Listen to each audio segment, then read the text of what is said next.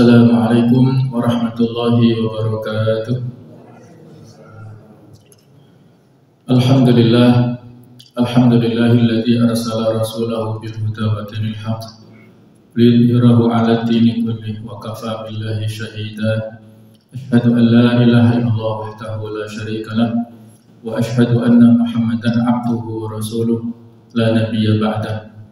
Allahumma salli wa sallim ala sayyidina wa habibina wa maulana Muhammad wa ala alihi wa ashabihi wa man sara ala nahjihi wa ta'bi da'watihi ila yaumil qiyamah.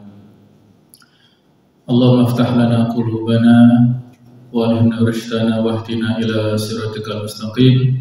Allahumma ati nufusana taqwaha wa zakkiha anta khairu man zakkaha anta wali wa maulaha ya rabbal alamin. Amma ba'du, hadirin para jamaah Bapak Ibu rahimakumullah, marilah kita lanjutkan kajian dari kitab Tafsir Munir, yaitu Tafsir Surah Ali Imran ayat 93 sampai dengan 95. Pada paragraf ini diberi judul oleh penulis, yaitu bantahan terhadap kaum Yahudi yang mengharamkan sebagian jenis makanan. A'udzubillahi minasyaitonir rajim.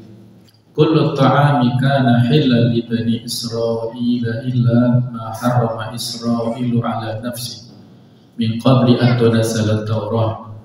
Qul fa'tu bit-Taurati fatluha in kuntum shadiqin. Semua makanan itu halal bagi Bani Israel, kecuali makanan yang diharamkan oleh Israel atau Nabi Yakub atas dirinya sebelum Taurat diturunkan.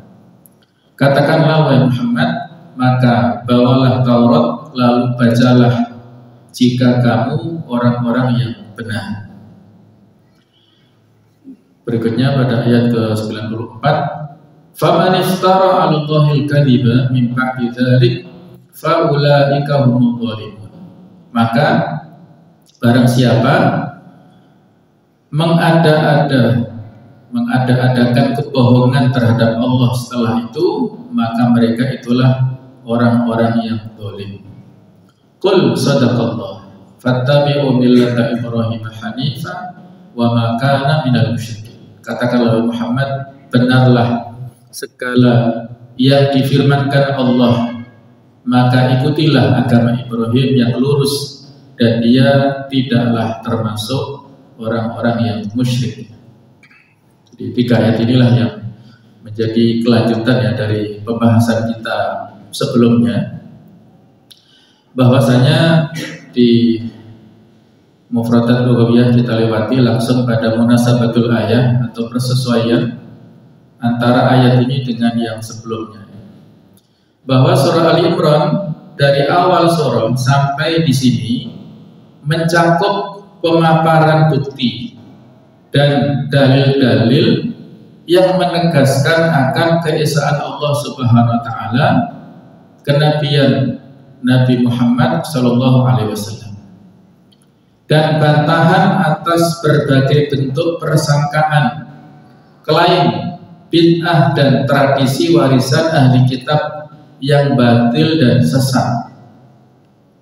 Sedangkan ayat-ayat pada pembahasan ini sampai pada ayat setelahnya, yaitu sampai pada ayat 97 yang membicarakan seputar Baitul Haram guna mementahkan 2 kekeliruan dan kesesatan kaum Yahudi, yaitu yang pertama adalah perkataan mereka kepada Nabi Muhammad SAW, wahai Muhammad, kamu mengklaim bahwa kamu menetapi agama dan syariat Nabi Ibrahim alaihissalam dan para keturunannya. Lalu bagaimana kamu menghalalkan makanan yang diharamkan bagi Nabi Ibrahim alaihissalam dan para keturunannya? Lalu turunlah ayat ini sebagai bantahan terhadap mereka. Artinya bahwa yang diklaim, yang dituduhkan oleh orang-orang Yahudi ini sama sekali tidak benar. Nanti dalam penjelasan berikutnya, Nabi Ibrahim alaihissalam tidak pernah mengharamkan makanan apapun untuk dirinya ataupun untuk umatnya. Ini terjadi pada Nabi Yakub. Nabi Yakub adalah generasi yang sesudahnya.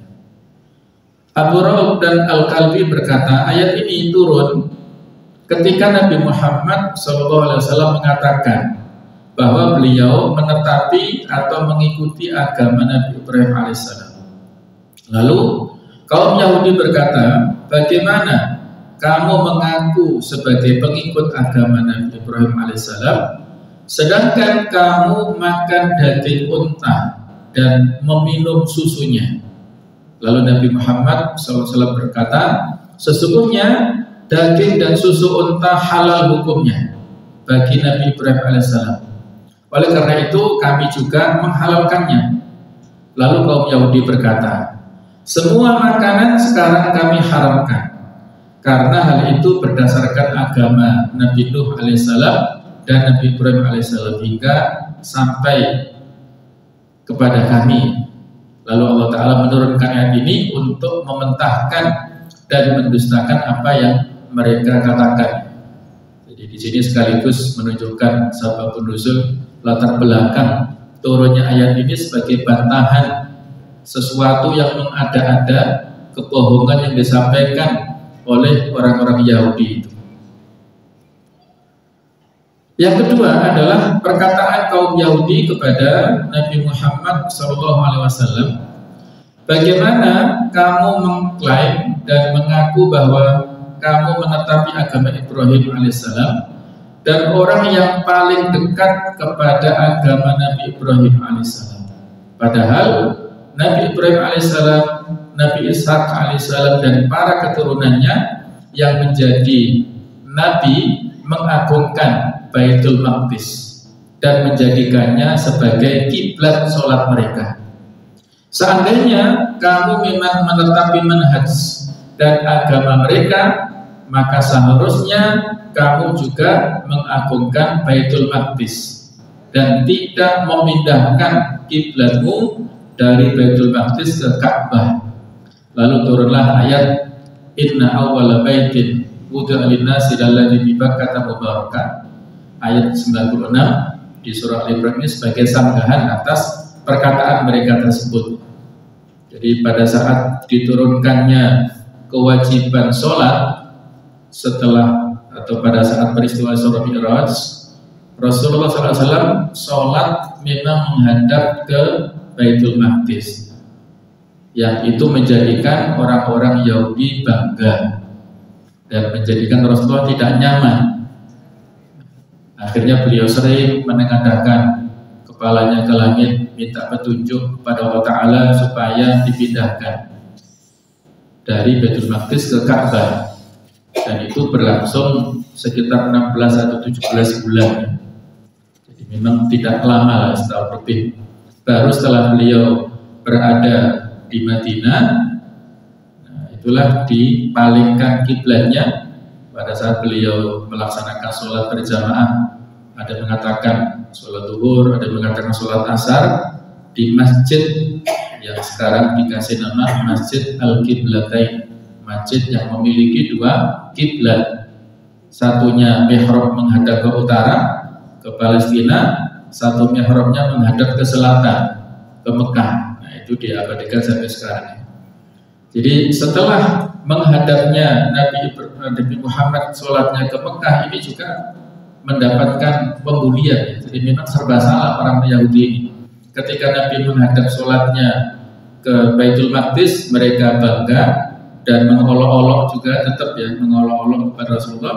Ketika dipalingkan kiblatnya ke Mekah, ini juga diolok-olok oleh orang-orang Yahudi. Itu lihat Muhammad selalu ingat kepada kampung halamannya, kepada kakek moyangnya, sholat sampai menghadap ke sana, dan termasuk seperti ini, tidak mengikuti sunnah tradisi yang sudah dilakukan oleh Nabi Ibrahim, Nabi Ishak, Nabi Yakub kan putranya Nabi Ishak ya, yang diberi julukan Israel itu ya. Jadi kalau seandainya Nabi Muhammad ini mengikuti risalahnya Nabi Ibrahim, Nabi Ishak, Nabi Yakub, kenapa nggak tetap sholat menghadap ke Baitul Maqdis saja. Kenapa berpaling kiblatnya ke Ka'bah? Nah, itulah sebuah kalimat ya yang disampaikan oleh orang-orang Yahudi untuk itu tadi mengolok-olok dan mendustakan risalah Rasulullah SAW.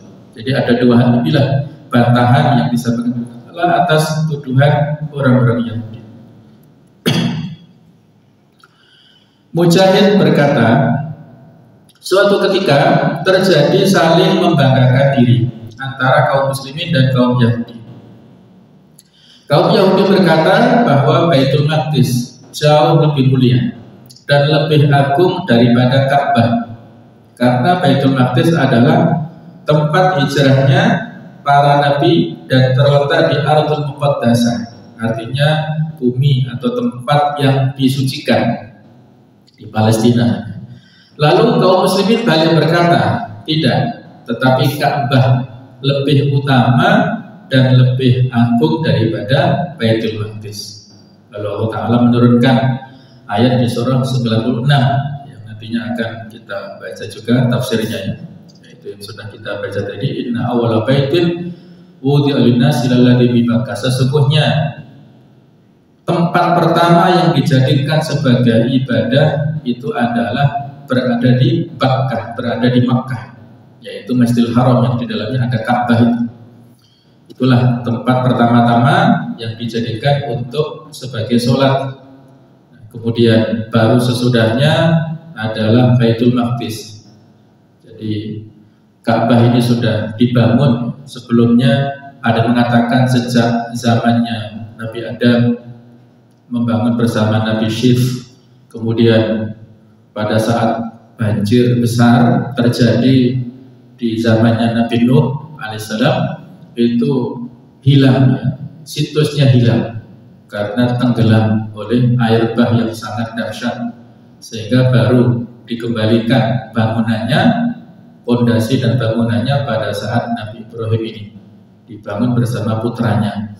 Jadi sejak saat itulah digunakan sebagai kiblat ya, awalnya oleh Nabi Ibrahim dan juga oleh putranya, kemudian dilanjutkan oleh Rasulullah SAW. Jadi memang sudah ada sejarahnya seperti itu.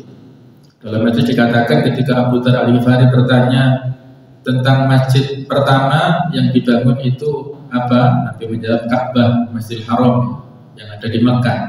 Kemudian apa?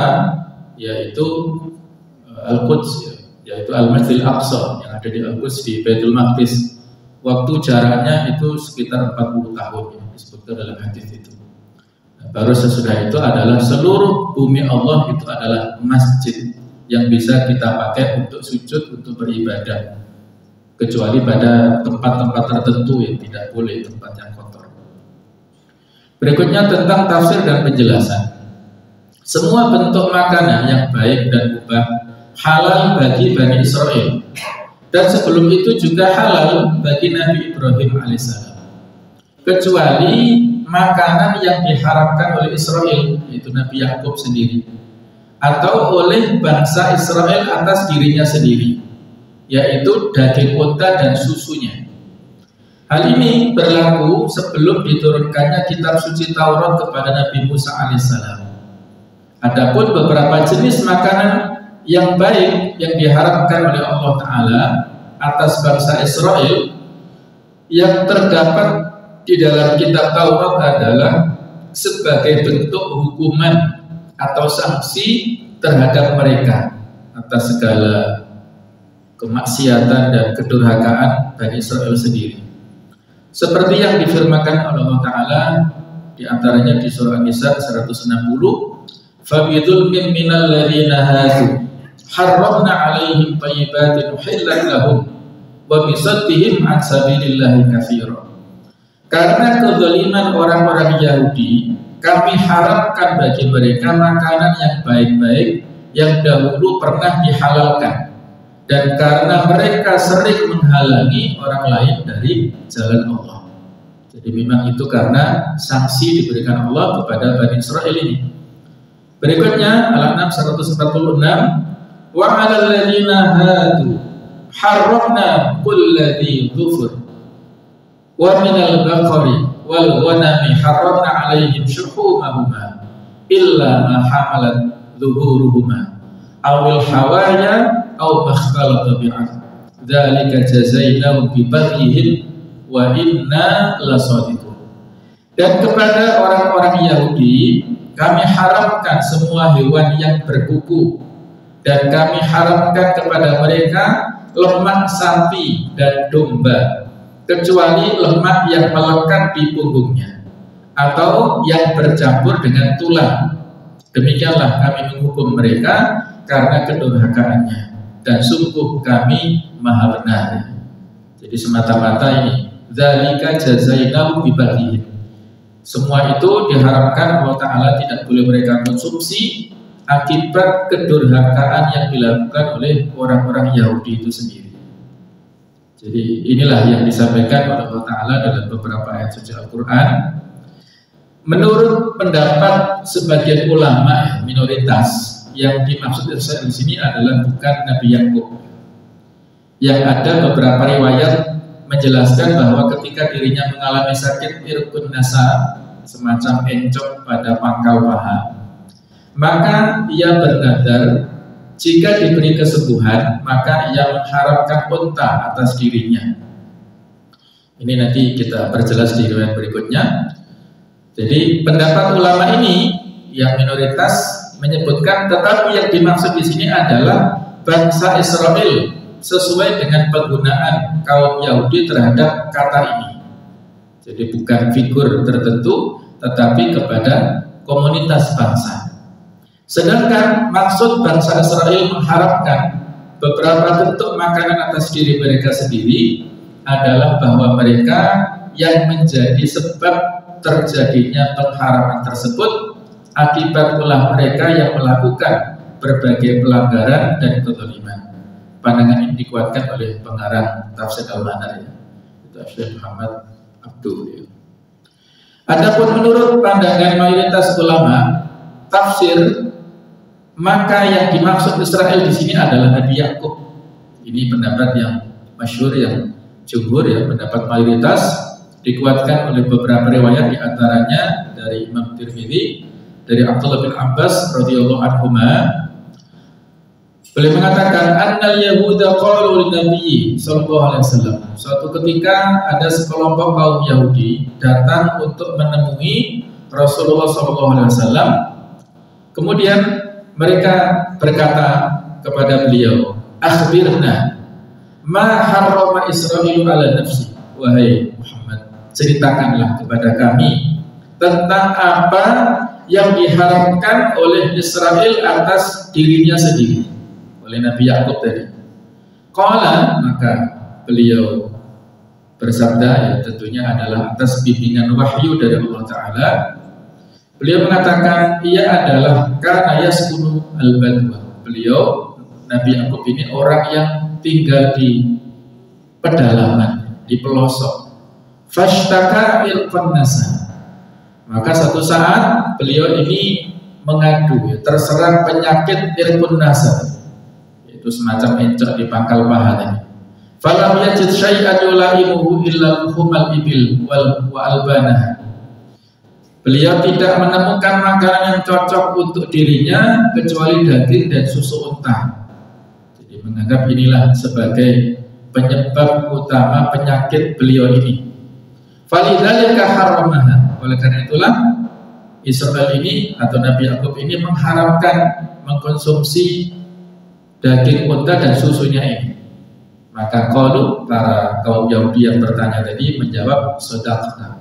Benar kamu wahai Nabi Muhammad. Jadi mereka mengakui Nabi Muhammad ini menyampaikan sesuatu yang benar, dan bukan mengarang-arang. Dalam riwayat yang lain, riwayat Ahmad, sekumpulan Yahudi bertanya kepada beliau mengenai beberapa hal. Mereka berkata, "Akhbirna ayat ta'am harrama Israilu ala nafsi." Wahai Nabi Muhammad, ceritakan kepada kami makanan apa yang diharapkan oleh Israel atas dirinya sendiri sebelum diturunkannya kitab Taurat. Maka qala anshudukum alladhi anzala Taurat ala Musa. Beliau mengatakan, aku mengingatkan kalian kepada zat yang telah menurunkan kitab Taurat kepada Nabi Musa. Hal ta'lamuna anna Israil marida maradan syadida wa qala saqamuhu fa nadhara lillahi nadhran. Apakah kalian mengetahui bahwa Israil atau Nabi Yakub ini suatu ketika terkena penyakit yang lama, yang parah, cukup lama, akhirnya beliau bernazar, nazar untuk Allah, kepada Allah, satu nazar. Lain syafahullahu min saqamihi la yuharrimanna ahabba syarabi ilaihi wa habba ta'am ilaihi. Apabila Allah Ta'ala memberikan kesembuhan kepada beliau, maka pasti, ini bunyi nadarnya, Israil atau Nabi Yakub ini akan mengharamkan minuman dan makanan yang paling disukai. Fakana habba ta'am ilaihi luhmanul ibil. Bentuk makanan yang paling beliau sukai adalah daging unta. Wa habba syarab ilaihi al-banha. Minuman yang paling disukai adalah susunya unta tersebut. Faqalu, maka mereka mengatakan, Allahumma na'am, betul wahai Muhammad. Jadi mirip ya cerita ini dengan hadits yang sebelumnya, bahwasanya yang diharapkan oleh Israil itu dirinya sendiri, sebab itunya adalah karena disinyalir makanan inilah yang bisa menjadikan beliau terkena penyakit itu ya.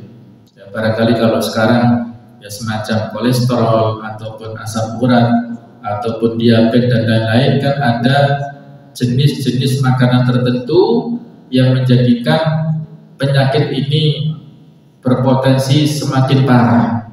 Maka kita perlu untuk meminimalisir, bukan semata-mata kita mengharamkan sebagaimana Nabi Yakub ini ya, bukan, tetapi ini dalam rangka untuk menjaga kesehatan kita masing-masing. Yang namanya umur pasti Allah yang punya kehendak, ajal pasti ada di tangan Allah. Tetapi dalam Islam ada kaidah la darara wa la dirar. Tidak boleh membahayakan dan tidak boleh menyebabkan bahaya. Al-dararu yuzal, segala macam bentuk bahaya itu wajib untuk dihilangkan. Jangan lantas karena terlalu yakin dengan takdir Allah sehingga sebab-sebab yang bisa membahayakan diri kita itu dilanggar. Ada dalam istilah usul fikih satu dzari'ah, menutup segala macam pintu menuju ke bahaya. Itu dibatasi ya, supaya kita tidak melanggarnya semata-mata untuk mengkondisikannya, karena tubuh kita secara imunitas masing-masing berbeda, potensi penyakit masing-masing juga berbeda, usianya masing-masing berbeda ya. Kata para ulama, seseorang itu diuji menurut kesukaannya sendiri-sendiri. Ada orang yang diuji karena harta benda, karena memang dia terlalu suka dengan harta. Ada yang diuji kalau laki-laki kelemahannya pada wanita, diuji karena terlalu suka kepada wanita. Ada yang diuji karena anaknya yang susah diatur dan sebagainya. Bisa jadi karena dia terlalu cinta kepada anaknya secara berlebihan. Ada istri yang diuji dalam bentuk suaminya yang kurang mengayomi, yang suka KDRT dan sebagainya. Nah, bisa jadi karena si istri ini terlalu berlebihan dalam mencintai suaminya dalam batas-batas yang tidak normal ya. Kalau kecintaan yang normal yaitu dianjurkan ya, ketaatan istri atau kecintaan istri kepada suami pasti ya, kebalikannya suami juga demikian. Jadi seseorang itu diuji menurut kesukaannya. Orang pun demikian, pada saat diuji karena sakit tertentu misalnya, itu karena dia suka mengkonsumsi makanan atau minuman tertentu sehingga Allah memberikan sakit kepadanya. Inilah makna dari firman Allah, wa ma asabaka min sayyi'atin fa min nafsik. Apa yang menimpamu berupa keburukan, maka itu adalah sebab dirimu sendiri yang tidak menjaga pola makannya, tidak menjaga pola istirahatnya, tidak menjaga kesehatannya dengan baik sehingga menyebabkan dia sakit seperti itu. Nah, misalnya kalau orang suka begadang ya, misalnya mungkin anak-anak muda atau yang lainnya masuk usia muda tapi kena penyakit liver karena suka begadang. Karena menurut teori medis antara jam 11 sampai jam 1 malam itu liver kita bekerja. Dan liver ini memiliki 500 fungsi. Jadi kalau orang yang tidak istirahat antara jam 11 ini masih begadang, jam 12 masih begadang, sampai jam 1 ya, itu baru tidur, maka liver ini tidak sempat bekerja, tidak sempat membersihkan toksin-toksin. Jadi liver bekerjanya itu adalah melakukan detoksifikasi, pembersihan racun. Jadi kalau orang yang tidak tidur sampai begadang tersebut, livernya berarti tidak punya kesempatan untuk bekerja. Saat kita tidur itulah liver bekerja. Saat kita berjaga, livernya nggak bekerja sehingga racun-racun yang mengendap dalam tubuh kita tidak bisa habis. Nah itulah ya, sehingga kena penyakit liver ini. Nah itu karena apa? Pola dirinya sendiri ya. Famin nafsi tadi, karena dia terlalu ya mungkin karena ada pekerjaan atau yang lainnya, atau mungkin karena hobinya ya, karena kesukaannya seperti itu sehingga dia diuji dalam bentuk sakit di bidang itu. Ada orang yang diuji karena misalnya mohon maaf gagal ginjal disebabkan minum-minuman yang instan ya, minuman untuk menambah energi secara berlebihan yang banyak dijual di pasaran. Karena berlebihan akhirnya ginjalnya nggak kuat. Nah, seperti itulah yang masing-masing diuji ya, termasuk di sini contoh Israel diuji dengan sakit seperti ini, kemudian mungkin tujuannya baik tetapi akhirnya disalahpahami oleh para pengikut sesudahnya itu. Inti sanggahan terhadap persangkaan kaum Yahudi bahwa semua jenis makanan halal hukumnya bagi Bani Israel kecuali makanan yang diharamkan Israel atas dirinya sendiri sebelum diturunkannya kitab Taurat, dan kecuali beberapa makanan yang memang diharamkan oleh Allah Ta'ala kepada Bani Israel di dalam kitab Taurat sebagai sanksi atas atau hukuman bagi mereka atas berbagai pelanggaran dan kejahatan yang mereka lakukan. Sedangkan Nabi Muhammad SAW beserta umat Islam tidak melakukan pelanggaran-pelanggaran yang dilakukan oleh Bani Israel tersebut. Jadi tidak ada alasan untuk mengkiaskan, menganalogkan antara pengharaman yang diberikan Allah kepada Bani Israel dengan pada Nabi Muhammad. Jadi tidak nyambung, karena mereka kesalahan yang dilakukan atau dosa-dosa yang dilakukan itulah sebagai sebab latar belakang pengharaman sebagian makanan atau minuman, sementara Nabi Muhammad dan juga para pengikutnya tidak melakukan pelanggaran seperti itu. Oleh karena itu, beberapa jenis makanan yang diharamkan atas Bani Israel tersebut tidak berlaku bagi Nabi Muhammad SAW dan umat beliau. Begitu juga halnya dengan Nabi Ibrahim AS.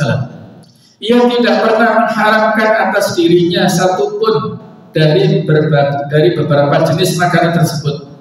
Karena beberapa jenis makanan yang diharamkan atas Bani Israel tersebut terjadi setelah diturunkannya kitab Taurat. Jadi semua jenis makanan halal bagi Nabi Ibrahim.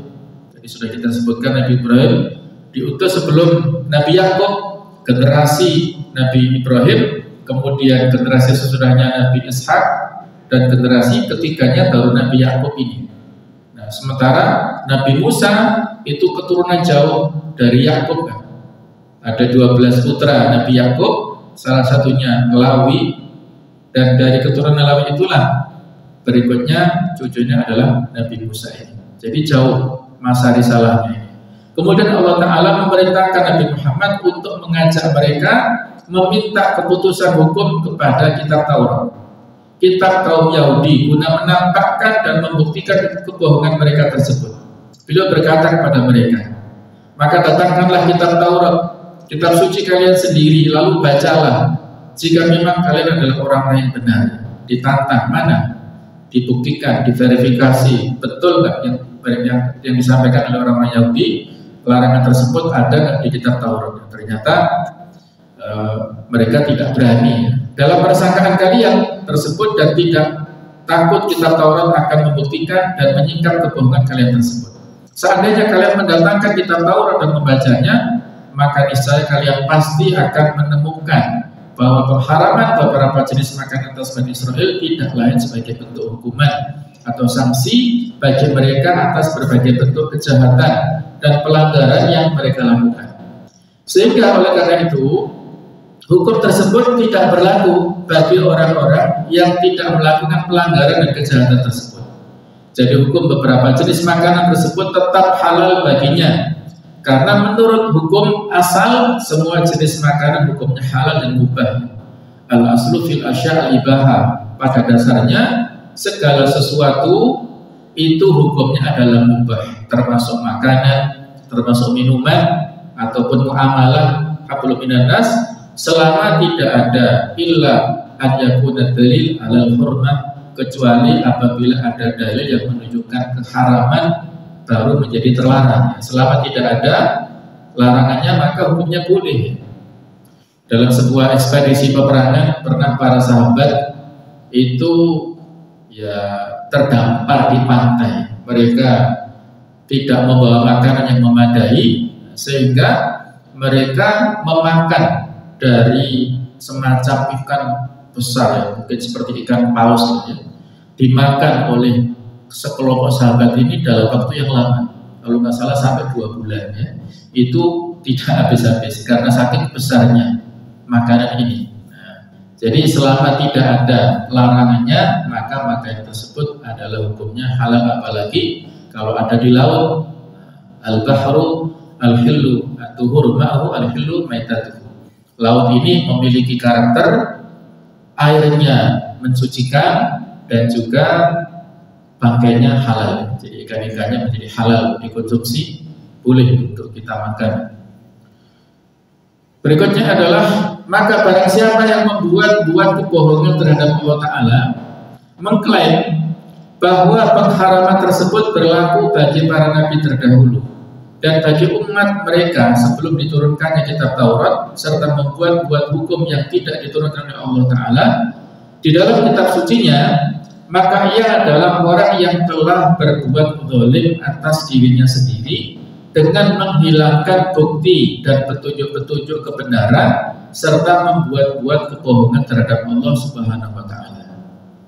Diriwayatkan bahwa ketika itu mereka tidak berani melayani permintaan Nabi Muhammad SAW untuk meminta keputusan hukum dari kitab Taurat, sehingga mereka tercengang, kaget dan diam. Nabi menantang, coba tunjukkan, mari kita kembali kepada kitab Taurat kalian.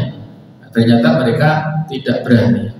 Hal ini merupakan bukti yang jelas yang menunjukkan kebenaran akan kenabian Nabi Muhammad SAW, bahwa beliau mengetahui apa yang ada di dalam kitab Taurat melalui wahyu dari Allah Ta'ala, karena beliau memang tidak pernah membaca dan mempelajarinya, karena beliau memang orang yang ummi, yang tidak bisa baca, tidak bisa menulis. Kenapa beliau bisa mengetahui apa yang ada di kitab Taurat? Berarti ini adalah petunjuk dari Allah. Juga bahwa kitab Taurat menguatkan dan mendukung apa yang terkandung di dalam Al-Quran. Kalau kitab aslinya memang sesuai, tapi karena banyak sekali penyimpangan di dalam kitab Taurat, akhirnya isinya banyak yang tidak sesuai dengan ayat Al-Quran saat ini.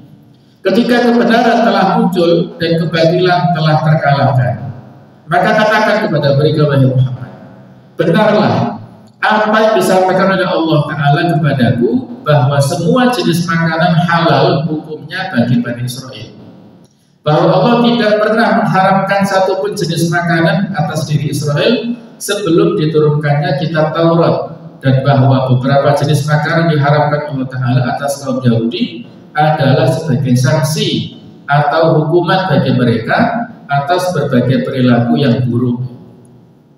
Nah, jika kebenaran telah jelas dan hujjah atau bukti yang menyanggah dan mementahkan persangkaan kalian juga telah dipaparkan, maka wajib atas kalian mengikuti agama dan syariat Nabi Ibrahim AS. yang kalian ajak untuk memeluk dan mengikutinya, serta yang menghalalkan untuk mengkonsumsi daging dan susu unta. Tidak ada satupun syariat Nabi Ibrahim yang menyatakan larangan mengkonsumsi daging unta ataupun susunya. Tidak ada. Yaitu agama yang lurus, yang mudah, tengah-tengah atau moderat. Tidak ada satupun ajaran di dalamnya yang bersifat terlalu berlebihan. Ini sengaja saya kasih warna merah yang berbeda dengan warna tulisan yang lain supaya menjadi stressing bagi kita bahwasanya salah satu khosois dalam agama kita, salah satu karakteristik agama kita adalah al-wasatiyah, yaitu pertengahan, moderat. Jadi kata-kata moderat ini saat ini sangat populer. Di satu sisi memang kita dianjurkan wa kadzalika ja'alnakum ummatan wasata, seperti itulah kami jadikan kalian umat yang pertengahan, litakun syuhada 'alan-nas, supaya kalian menjadi saksi atas orang-orang, wa yakuna rasulu 'alaikum syahida, dan rasul juga menjadi saksi nanti di akhirat. Jadi pertengahan. Jadi akidah Islam, ibadah dalam Islam ini pertengahan, tidak ekstrem kanan, tidak ekstrem kiri, tidak berlebihan. Ketika ada sekelompok sahabat yang mengetahui tentang ibadahnya Rasulullah SAW yang luar biasa, jauh sekali dibandingkan dengan ibadahnya para sahabat, maka sebagian mengatakan saya akan berpuasa setiap hari. Ada lagi mengatakan saya akan mulai sepanjang malam tidak istirahat. Yang ketiga mengatakan saya akan membujang selamanya, tidak akan menikah. Nah, akhirnya ketika terdengar statement para sahabat ini oleh Nabi Muhammad SAW, dia mengatakan, ana atqakum, aku adalah orang yang paling bertakwa di antara kalian. Tetapi aku asum wa uftir, aku berpuasa tapi juga berbuka. Wa arbudul lail, aku juga tidur pada malam hari di samping qiyamul lail. Wa ana atazawwajun nisa, aku juga menikahi perempuan. Faman raghiba an sunnati falaysa minni, barang siapa yang benci kepada kebiasaanku, maka dia bukan termasuk golonganku. Nah, jadi itulah pertengahannya Islam, moderat dalam Islam seperti itu. Kalaupun kita lagi semangat ibadah silakan, tetapi jangan berlebihan. Salah satu sebab orang futur, orang malas kalah semangat karena berlebihan. Dia terlalu berlebihan dalam melakukan tradisi ataupun ibadah ritual ini sehingga dia mengalami kejenuhan. Inilah yang bisa kita ambil hikmah dari kisah tersebut ya. Agama dan syariat inilah yang disyaratkan Allah Ta'ala dalam Al-Quran. Nabi Ibrahim adalah seorang yang hanif, yang lurus dan condong dari agama-agama yang batil kepada agama yang hak, yang didasarkan atas ajaran tauhid dan penghalalan makanan yang baik. Nabi Ibrahim bukanlah seorang musyrik yang menyembah Tuhan yang lain di samping Allah atau yang menyembah selain Allah seperti dilakukan oleh kaum Peganis, penyembah berhala. Juga seperti yang dikatakan oleh kaum Yahudi bahwa Uzair adalah putra Allah, dan seperti yang diyakini oleh kaum Nasrani bahwa Al-Masih adalah putra Allah. Agama dan syariat Nabi Ibrahim yang berdasarkan ajaran tauhid tidak lain adalah syariat Al-Quran itu sendiri yang didakwahkan oleh Nabi Muhammad. Inilah agama yang hak, yang tiada ada keraguan dan kesamaran lagi terhadapnya. Seperti firman Allah dalam beberapa ayat diantaranya, Qul innani hadani rabbi ila siratin mustaqim dinan qiyaman millati Ibrahim hanifa wa ma kana minal musyrikin. Katakanlah Muhammad, sesungguhnya Tuhanku telah memberiku petunjuk jalan yang lurus, agama yang benar, agama Ibrahim yang lurus. Dia Ibrahim itu bukanlah termasuk orang-orang musyrik. Juga ayat yang lain, tsumma auhayna ilaika an ittabi' millata Ibrahim hanifa wa ma kana minal musyrikin. Kemudian kami wahyukan kepada Muhammad, ikutilah agama Ibrahim yang lurus dan dia bukanlah termasuk orang musyrik. Jadi ini yang disebut dengan agama Hanafiyah. Sepeninggal maksudnya setelah diangkatnya Nabi Isa ke atas langit, itu ada masa fatrah yang cukup lama, kurang lebih 600 tahunan baru diutusnya Nabi Muhammad ya. Jadi banyak terjadi kejahiliaan, tetapi ada orang-orang yang mengikut agama Nabi Ibrahim yang disebut Hunafa atau mengikuti agama Hanafiyah ini. yang masih lurus seperti Waraqah bin Naufal dan lain-lainnya. Baik, saya kira itu untuk tafsir dari 3 ayat ini. Insyaallah kita akan sambung pada kesempatan berikutnya. Semoga ada manfaatnya. Kurang lebihnya maaf, saya ikhlas-ikhlasnya. Subhanakallahumma bihamdik, asyhadu an la ilaha illa anta, astaghfiruka wa atubu ilaik. Wassalamualaikum warahmatullahi wabarakatuh.